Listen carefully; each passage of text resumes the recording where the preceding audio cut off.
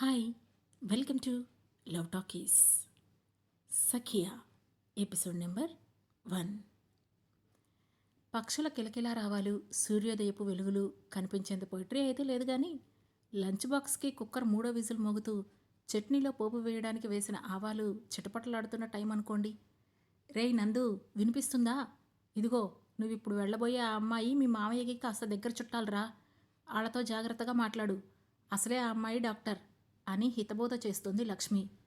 సరే, ఇదేదో నాకు మొదటి పెళ్లి చూపుల్లాగా అన్నీ చెప్తున్నావు. సిల్వర్ జూబ్లీ తెలుసా నా కౌంటు అని ఉక్రోషంగా అన్నాడు నందు. నీకెవ్వరూ నచ్చకపోతే నన్నేం చేయమంటావురా అంది లక్ష్మి. సర్లే, నువ్వు పెట్టిన అడ్రస్ ఇక్కడి నుంచి ఎంత దూరమో తెలుసా? ఇప్పుడు స్టార్ట్ అయితే టిఫిన్ టైంకి వెళ్తాను. ముందే చెప్తున్నా, టిఫిన్ చేశాకే అమ్మాయి ఇంటికి వెళ్తాను. మళ్ళీ వర్జ్యం గిర్జ్యం అంటే బాగోదు అన్నాడు నందు. ఏదో ఒకటి ఏడు. నీతో ఈ పెళ్లి చూపులు సోది నాతో అవడం లేదురా. ఇక ఇదే లాస్ట్ పెళ్లి చూపులు నీకు. ఆ తర్వాత నేను చచ్చినా చూడను. నీకెవరైనా నచ్చితే డైరెక్ట్గా ఇంటికి తీసుకొచ్చేయి, పెళ్లి చేసేస్తాను అని కసిరింది లక్ష్మి. అబ్బా, ఏంటి మంచి శాంతంగా ఉన్నావు? మా డాడీ ఏమైనా చేశాడా ఏంటి అన్నాడు నందు నవ్వుతూ. ఆయన చక్కగా ఉంటే ఇంకే, రిటైర్ అయ్యి బోర్ కొడుతోందట. ఇప్పుడు ఆయనకి కొత్తగా జాబ్ జాయిన్ అవ్వాలనుందట. ఆన్లైన్లో ఇంటర్వ్యూస్ అటెండ్ అవుతున్నారు అని తలకొట్టుకుంది లక్ష్మి. హహా, నా తరపున కూడా ఆల్ ది బెస్ట్ చెప్పేయి. బాయ్ అమ్మా, స్టార్ట్ అవుతున్నాను అని అన్నాడు నందు. సమీరాని మళ్ళీ జాగ్రత్తగా వాళ్ళ ఇంటి దగ్గర డ్రాప్ చేయి అని ఇంకొక 1,00,000 జాగ్రత్తలు చెప్పి ఫోన్ కట్ చేసింది లక్ష్మి. అయినా వాడికి వీడికి కాదు, ముందు ఆ బ్రోకర్ గాడికి వంగతీసి గుద్దాలి. Waste fellow. అరే, వారంలో నాకు దొరికేది 2 సెలవులు. వాటిలో కూడా ఒకటి పెళ్లి చూపులని మళ్ళీ ఫిట్టింగులు పెడితే ఎలా బతుకుతారు నాలాంటి బ్రహ్మచారులు అని గొనుక్కుంటూ లిఫ్ట్లో అద్దంలో చూస్తూ హెయిర్ సెట్ చేసుకుంటూ ఉన్నాడు నందు. నందు అపార్ట్మెంట్కి పక్కనే ఉన్న అపార్ట్మెంట్లో ఉంటుంది సమీర. ఆమె నందు వాళ్ళక్క. అమ్మా నాన్న విజయవాడలో ఉండడం వల్ల ఈ భాగ్యనగరంలో బాబుగారికి ప్రతి వారంలో జరిగే 2 పెళ్లి చూపుల కారణంగా అతని పేరెంట్స్ అటూ ఇటూ తిరగలేక, సెట్ అయితే నీ ఇంటి చూపులకి వచ్చేస్తాం లేరా బాబు అని తెగేసి చెప్పి సమీరాకి నందు పెళ్లి చూపుల బాధ్యతను పురమాయించారు. తమ్ముణ్ణి తిట్టుకుంటూ కాసేపు, సర్లే అప్పుడెప్పుడో కొన్న చీరలు వాడుకుంటూ ఉండొచ్చు అని ఇంకాసేపు, ఇంట్లో బోరు కొట్టి బయటికి వెళ్ళొచ్చు అని కాసేపు ఆలోచిస్తూ నందుతో కలిసి పెళ్లి చూపులకి వెళ్తూ ఉంటుంది సమీర. ఆ రోజు కూడా కారు తీసుకొని సమీర అపార్ట్మెంట్ కిందకి వెళ్ళి రమ్మని కాల్ చేశాడు. ఇంటిని లాక్ చేసుకొని వచ్చింది సమీర. ఫుల్గా రెడీ అయ్యి వచ్చిన సమీరను చూసి, పెళ్లి చూపులు నాకే, నీకు కాదు అని వెటకారంగా చెప్పాడు నందు. రేయ్, కరోనా పుణ్యమా అని అప్పుడెప్పుడో కొన్న చీరలు మచ్చికకి కూడా 4 సార్లు కూడా కట్టలేదురా. కనీసం ఇప్పుడైనా వాడినివ్వరా బాబు అని నవ్వింది సమీర. ఆ తర్వాత ఇద్దరు గూగుల్ మ్యాప్స్ చూపిస్తున్న అడ్రస్ని కనుక్కుంటూ ఆ అడ్రస్కి చేరుకున్నారు. అది సిటీకి దూరంలో శంషాబాద్ ఎయిర్పోర్ట్కి దగ్గరలో ఉన్న గేటెడ్ కమ్యూనిటీ. ఓయ్, నేను అసలే టిఫిన్ తినలేదు. మంచి టిఫిన్ షాప్ ఉంది ఇక్కడ, తినేసి బయలుదేరదాం అన్నాడు నందు. రే తిండిపోతూ, వాళ్ళింటికి వెళ్తే వాళ్ళు ఏదో ఒకటి పెడతారు కదా, మళ్ళీ ఇదేంట్రా అని కసిరింది సమీర. పోవే, పిచ్చి ఆకలవుతుంది నాకు. వాళ్ళు పెట్టేంతవరకు ఎదురు చూస్తూ కూర్చోలేను అన్నాడు నందు. సరే పద అనగానే టిఫిన్ షాప్ ముందు కారాపాడు నందు. వాళ్ళిద్దరికీ టిఫిన్ ఆర్డర్ చేసి వస్తుంటే pink colour Tom and Jerry T-shirt కింద sky blue colour night pant వేసి, ఇంకా నిద్రతీరని కళ్ళు, జడ మొత్తం కొప్పులా పెట్టేసి అంతమంది మధ్యలో కూడా ఫ్రీగా తిరుగుతూ చేత్తో పార్సిల్ పట్టుకొని గబగబా బయటికి వెళ్ళిపోయింది ఒక అమ్మాయి. ఒక క్షణం పాటు ఆ అమ్మాయి వెళ్ళిన వైపు చూసి మళ్ళీ వెళ్ళి వాళ్ళ అక్క దగ్గర కూర్చున్నాడు నందు. ఈ పెళ్ళికైనా ఓకే చెప్పరా, మీ బావ చేత చీరలు కొనిపించుకుంటాను అంది సమీర. నేనేమైనా వద్దు అని ఆపుతున్నానా ఏంటి అన్నాడు నందు. పెళ్లి చూపుల్లో పిల్లతో మాట్లాడేటప్పుడు నువ్వేం తెక్కవాగుడు వాగుతున్నావో నాకేం తెలుసు అని గొనిగింది సమీర. ఇద్దరూ కాసేపటికి టిఫిన్ చేసి బయలుదేరి ఆ ఇంటి ముందు ఆగి కాలింగ్ బెల్ కొట్టారు. పరుగున వచ్చి డోర్ తీసింది స్నిగ్ధ. తడారని జుట్టుకి క్లిప్ పెట్టి వదిలేసి చీర కట్టుకొని వచ్చిన తన రూపాన్ని నందు సమీరాల కళ్ళు ఇంకా గమనించకుండానే మెరుపు తీగలా టక్కున లోపలికి పరిగెత్తింది. అదేంట్రా అలా వెళ్ళిపోయింది ఆశ్చర్యంగా అడిగింది సమీర. ఏమో అన్నట్లు భుజాలెగరేశాడు నందు. లోపలికి వెళ్ళిన స్నిగ్ధ కంగారుగా, అమ్మా వాళ్ళొచ్చేశారే అని కళ్ళు తిప్పుతూ చెప్పింది. అవునా, మరి లోపలికి రమ్మని పిలిచావా అని కంగారుగా అడిగింది రేవతి. మర్చిపోయాను అని తల కొట్టుకొని టెన్షన్గా చెప్పింది స్నిగ్ధ. తింగరి మాలోకం. సరే, నువ్వు త్వరగా రెడీ అవ్వు అని గబగబా ఆ రూమ్ నుండి బయటికి వచ్చి, వచ్చారా, రండి రండి అని వాళ్లను లోపలికి ఆహ్వానించింది రేవతి. చిన్నగా నవ్వుతూ లోపలికి వెళ్ళి సోఫాలో కూర్చున్నారు నందు, సమీర. అది రాత్రి హాస్పిటల్లో నైట్ షిఫ్ట్ చేసి వచ్చింది, అందుకే కాస్త లేట్ అయింది అని సంజాయిషీగా చెప్తుంటే, పర్లేదండి అన్నాడు నందు. వచ్చేస్తుంది, ఒక్క 5 నిమిషాలు అని చెప్పి, కాఫీ తాగుతారా జ్యూసా అని అడిగింది రేవతి. ఏం వద్దండి, పర్లేదు అంది సమీర. అయ్యో, కాఫీ కూడా లేకపోతే ఎలా అని కిచెన్లోకి వెళ్ళి కాఫీ కలుపుతూ, స్నిగ్గీ బయటికి రా అని పిలిచింది రేవతి. హా అని చిన్నగా చెప్పి బయటికి వచ్చింది స్నిగ్ధ. ఆ క్షణం ఆమెను చూసి నందు కళ్ళు ఆశ్చర్యంతో పెద్దవైపోతే అతని వైపు చిన్నగా చూసి నవ్వి కూర్చుంది స్నిగ్ధ. 5 నిమిషాల గ్యాప్లోనే హెయిర్ డ్రయర్ వాడి మొత్తం జుట్టుని ఎండబెట్టి క్లిప్ పెట్టుకొని పద్ధతిగా రెడీ అయి వచ్చింది. తన వైపే ఆశ్చర్యంగా చూస్తున్న నందు వైపు ఒక స్మైల్ ఇచ్చి కూర్చుంది. తను అటు నుండి రావడమే ఎదురుగా స్వీట్స్ పట్టుకొని వచ్చారు స్నిగ్ధ తండ్రి రామ్మోహన్. అయ్యో, వచ్చేశారా అంటూనే నవ్వుతూ పలకరించి ఆ స్వీట్స్ రేవతి చేతిలో పెట్టేసి మళ్ళీ వచ్చి వాళ్ళకి ఎదురుగా కూర్చున్నారు రామ్మోహన్. అమ్మా నాన్న బాగున్నారా అని కుశల ప్రశ్నలు అవి అడిగి సమీర భర్త, అత్తగారి కుటుంబం విషయాలు కూడా అడిగిన రామ్మోహన్, మీ మామయ్య నాకు దగ్గర చుట్టాలు బాబు. మా చిన్న తాతగారి రెండో అల్లుడి మొదటి కూతురి కొడుకు వాళ్ళ ఆవిడ చెల్లికి భర్త మీ మామయ్య అన్నారు రామ్మోహన్. చాలా దగ్గర చుట్టాలు అంకుల్.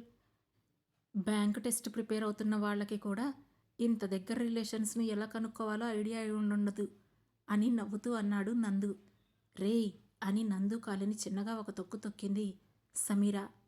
ఏదో అంటున్నారు అన్నాడు రామ్మోహన్. ఏం లేదండి నవ్వుతూ అంది సమీర.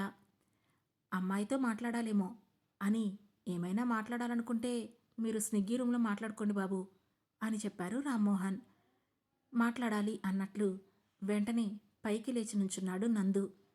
అతన్ని తన రూమ్ వరకు తీసుకువెళ్ళింది స్నిగ్ధ. లోపలికి వెళ్ళాక ముఖపరిచయం కూడా లేకుండా ఇద్దరు వ్యక్తులు ఏం మాట్లాడుకోవాలో తెలియనట్లు ఇద్దరూ మౌనంగా నుంచొని ఉన్నారు. లోపల బెడ్ పక్కనే ప్లేట్లో సగం తిన్న టిఫిన్ ప్లేట్ కనిపిస్తుంటే ఆమె తింటూనే మధ్యలో లేచి కంగారుగా వచ్చేసింది అని నందుకి అర్థమైంది. దాంతో, తింటూ వచ్చేసినట్లున్నారుగా, పర్లేదు ఇప్పుడు తినండి అన్నాడు నందు. పర్వాలేదు మొహమాటంగా అంది స్నిగ్ధ. అయ్యో పర్వాలేదు తినండి అన్నాడు నందు. పర్లేదండి అంది స్నిగ్ధ. బాబోయ్, ఈ పర్లేదు గోల ఆపి కాస్త టిఫిన్ తినండి, చల్లారిపోతుంది అని అన్నాడు నందు.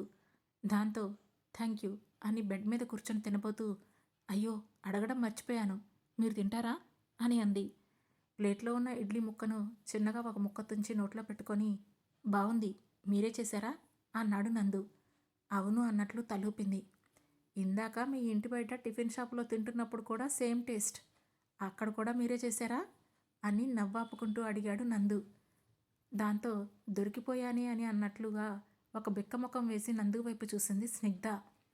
మిమ్మల్ని ఇందాక షాప్లోనే చూశాను, అక్కడ అంతమంది మగవాళ్ళ మధ్యలో కూడా ఫ్రీగా ఉన్నారు, మరి ఇక్కడ ఉన్నది నేనేగా, నాతో కూడా ఎందుకు ఫ్రీగా ఉండడం లేదు అని అడిగాడు నందు.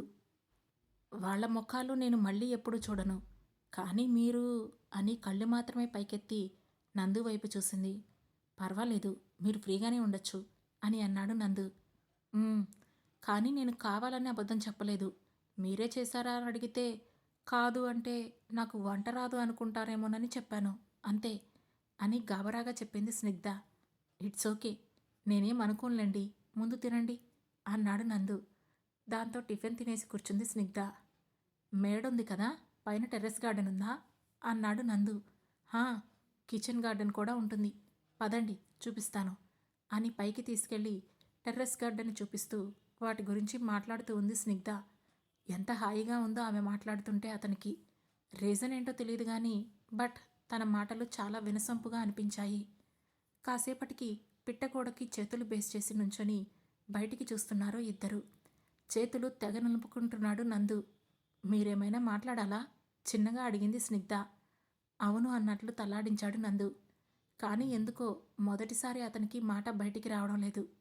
మీకు సిగరెట్ అలవాటుందా అని చిన్నగా అడిగింది స్నిగ్ధ.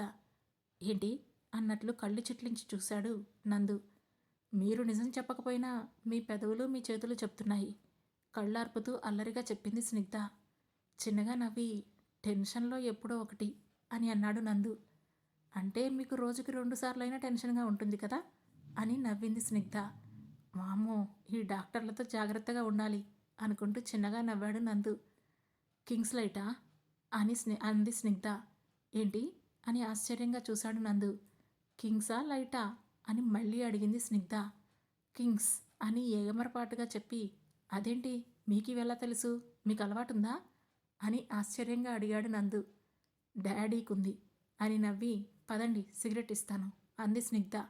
వద్దులేండి పర్వాలేదు అన్నాడు నందు. ఇప్పుడు మీరు సిగరెట్ తాగకపోతే మీరు మాట్లాడరు మాస్టారు. దానికోసం మళ్ళీ పెళ్లి చూపులు పెట్టుకొని నేను మళ్ళీ చీరలు కట్టుకొని అవసరమా ఇదంతా మనకి అని నాటకీయంగా అడిగింది స్నిగ్ధ.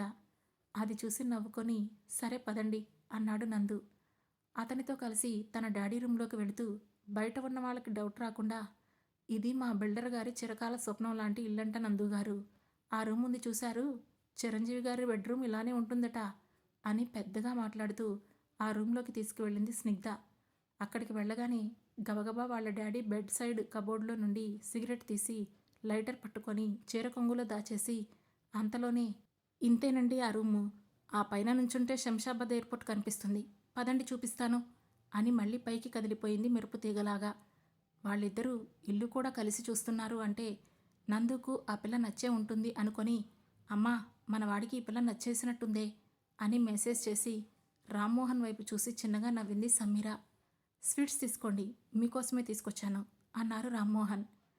మేడ మీదకి వెళ్ళగానే కొంగుచాటు నుండి తీసి సిగరెట్ లైటర్ తీసి నందు చేతిలో పెట్టి, passive smoking is very dangerous, నేను లోపల ఉంటాను, కాల్చడం అయిపోయాక ఇదిగో ఈ మింట్ వేసుకొని నన్ను పిలవండి అని లోపలికి వెళ్ళిపోయింది స్నిగ్ధ. వెళ్ళిన ఆమె గురించి ఆలోచిస్తూ సిగరెట్ వెలిగించాడు నందు. సిల్వర్ జూబ్లీ పెళ్లి చూపులు ఇవి నందుబాబుకి. మొదటిసారి ఈ నంబర్ ఇక్కడే ఆగిపోతూ బావుండు అని అనిపిస్తోంది అతనికి. కానీ బాల్ అతని కోర్టులో లేదు కదా. అతను అసలు విషయం ఇంకా స్నిగ్ధకి చెప్పనే లేదు. తను చెప్పింది విన్నాక స్నిగ్ధ కూడా ఓకే చెప్పాలి. ముందు వచ్చిన సంబంధాలన్నీ చెడింది కూడా అందుకేగా మరి. పైగా అప్పటి వరకు నచ్చిన అమ్మాయి కూడా అతనికి కనిపించలేదు. ఇప్పుడు కనిపించాక అది వదులుకోవాల్సి వస్తుందేమోనని కొంచెం కష్టంగా అనిపిస్తోంది. కానీ అబద్ధం చెప్పి పెళ్లి చేసుకునే ఉద్దేశం అతనికి లేదు. కాసేపటికి మింటు వేసుకొని స్నిగ్ధ దగ్గరికి రాగానే, ధైర్యం వచ్చిందా అని అడిగింది స్నిగ్ధ. అన్నాడు చిన్నగా. చెప్పండి ఇప్పుడు అని అడిగింది స్నిగ్ధ. చూడండి స్నిగ్ధ, ఫస్ట్ మీకు ఈ పెళ్లి చూపులు ఇష్టమేనా అని అడిగాడు నందు. నాకిష్టం లేకుండా మా ఇంట్లో ఏం జరగదు, నాకిష్టమే అని చెప్పింది స్నిగ్ధ. సో మీకు తెలిసే ఉండొచ్చు, ప్రజెంట్ నేను ఒక కంపెనీలో కన్సల్టెంట్గా వర్క్ చేస్తున్నాను. కానీ ఫ్యూచర్లో నాకు స్టార్టప్ పెట్టే ప్లాన్స్ ఉన్నాయి. నేను మా ఫ్రెండ్స్ కొన్నేళ్లుగా ఆ ప్రాజెక్ట్ మీద వర్క్ చేస్తున్నాం. అన్నీ సెట్ అయితే ఇంకొక 2-3 ఇయర్స్లో స్టార్ట్ చేస్తాం అన్నాడు నందు.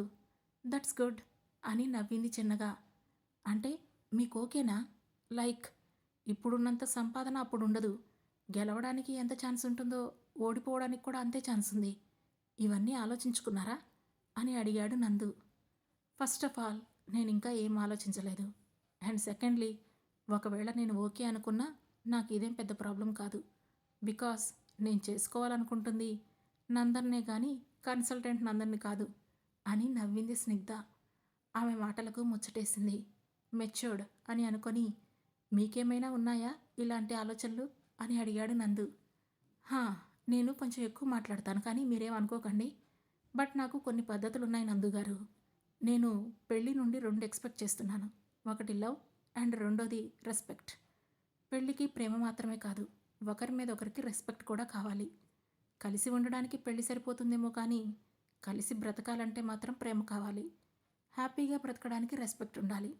ఈ 2 ఉంటే పెళ్ళికి నేను తప్పకుండా ఒప్పుకుంటాను. ఆ మిగతా విషయాలు నాకేమంత పెద్ద మ్యాటర్ ఏం కాదు అని అంది స్నిగ్ధ. That's good. ఇంకేంటి మీ అలవాట్లు, మీ హాబీస్ అని అడిగాడు నందు. హాబీస్ అంటూ చెప్పుకోవడానికి ఏం లేవు, బట్ నాకు నేర్చుకోవడం చాలా ఇష్టం. అన్నింటినీ అలా నేర్చుకుంటూ ఉంటాను. Cooking is my stress buster and నేను చాలా పెద్ద ఫుడీ. ఇక నేను ఒక్కరితోనే కూతుర్ని. సో అమ్మా నాన్నే నా ప్రపంచం. వాళ్ళకి దూరంగా రాలేను. వాళ్ళతో సమానంగా మీ పేరెంట్స్‌ని కూడా చూసుకుంటాను అని చెప్పింది స్నిగ్ధ. చిన్నగా నవ్వాడు నందు. నాకొకటి చెప్పండి. మీరు నన్ను టిఫిన్ షాప్‌లోనే చూస్తే ఇంటికి రాగానే అంత ఆశ్చర్యంగా ఎందుకు చూశారు? అని అడిగింది స్నిగ్ధ. అదా! అక్కడ నైట్ డ్రెస్‌లో ఉన్నారు కదా! ఇక్కడికి వచ్చేసరికి డ్రెస్ మార్చేసి రెడీ కూడా అయిపోయారు ఎలానా అని చూశాను. అంతే అని అన్నాడు నందు. ఓహ్! ఓకే. ఇక బయలుదేరదామా? అమ్మ వాళ్ళు టెన్షన్ పడిపోతూ ఉంటారు అంది స్నిగ్ధ. ఇక వాళ్ళు కిందకి వచ్చేటప్పుడు నవ్వుతూ రావడం చూసి కళ్ళతోనే ఏంటి అన్నట్లు ప్రశ్నించారు పెద్దవాళ్ళు. ఓకే అన్నట్లు తల్లూపారిద్దరు.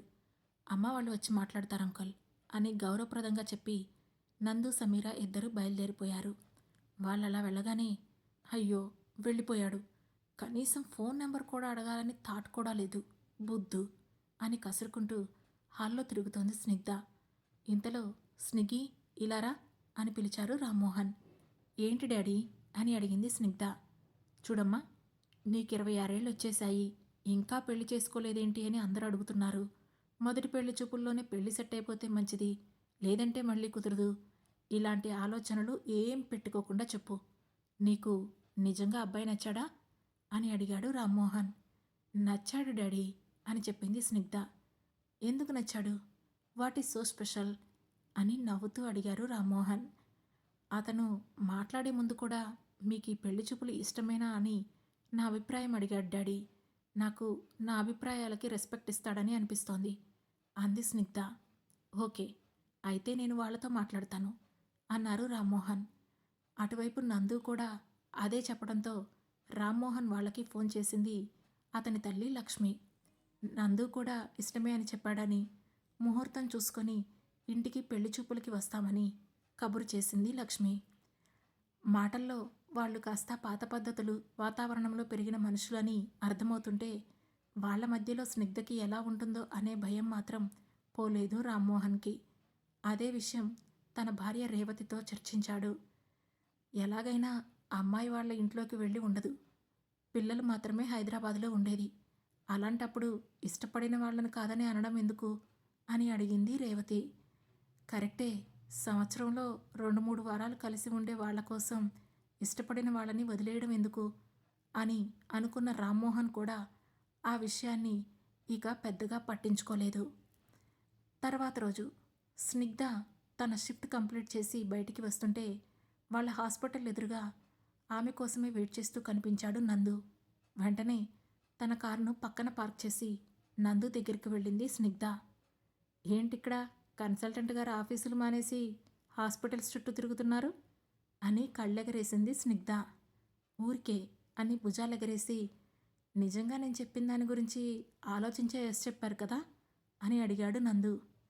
నేను ఏది ఆలోచించకుండా మాట్లాడను, మాట్లాడాక ఆలోచించను, భాషా టైప్ అనుకోండి అని నవ్వుతూ అంది స్నిగ్ధ. నందు కూడా చిన్నగా నవ్వాడు. బైదివే, మీకు ఒకటి చూపించాలి అని తన ఫోన్ తీస్తూ చూపించింది స్నిగ్ధ. ఏంటో అంటూ అతను కూడా ఉత్సాహంగా ముందుకు చూసేసరికి సగం కాలి బూడిదైపోయిన లివర్ ఫోటోను చూపించింది ఆమె నందుకి. యాక్చి, ఇదేంటి అన్నాడు ముఖం అదో రకంగా పెట్టుకొని. మీరిలా రోజుకి 2 సిగరెట్లు తాగితే ఫ్యూచర్లో మీ లివర్ పరిస్థితి ఇదే అని కళ్ళార్పుతూ చెప్పింది. అంటే మానేయమని చెప్తున్నావా అన్నాడు నందు. అంతేగా అంది స్నిగ్ధ. మరి నిన్నే ఎందుకు చెప్పలేదు అని అడిగాడు నందు.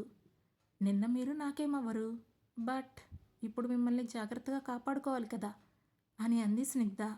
ఓ అన్నాడు నందు. హా, కటింగ్ చాయ్కి వెళ్దామా అంది స్నిగ్ధ. ఓకే అన్నాడు నందు. మలై బన్ అండ్ చాయ్ రేపు మార్నింగ్ 3కి నువ్వే పిక్ చేసుకోవాలి నన్ను. రేపు కలుద్దాం, రేపు హాలిడేగా, గాంధీ జయంతి అంది స్నిగ్ధ. ఓకే అన్నాడు నందు. ఓకే అంటే చాలా, నా నెంబర్ వద్దా మీకు? అరే, నిన్న కూడా ఎంతసేపు వెయిట్ చేశానో ఫోన్ నెంబర్ అడుగుతారేమోనని. అడగవెందుకు అని చిరుకోపంగా అడిగింది స్నిగ్ధ. ఎప్పుడు ఏకవచనంలోకి మారిపోయిందో కూడా తను గమనించలేదు.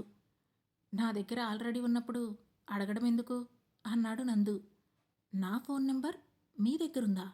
ఎలా అని కళ్ళు చిన్నవిగా చేసి ఆశ్చర్యంగా చూస్తూ అడిగింది స్నిగ్ధ. ఆ తర్వాత ఏం జరగబోతుంది తెలుసుకోవాలంటే వెంటనే మా లవ్ టాకీస్ ఛానల్ను సబ్స్క్రైబ్ చేసుకొని సఖియా సిరీస్లోని నెక్స్ట్ ఎపిసోడ్ను వినండి. మా ఈ కథలు మీకు నచ్చినట్లయితే లైక్ చేసి, షేర్ చేసి, కమెంట్ చేసి, హై పాయింట్స్ కూడా ఇచ్చి మమ్మల్ని సపోర్ట్ చేయండి. Thank you.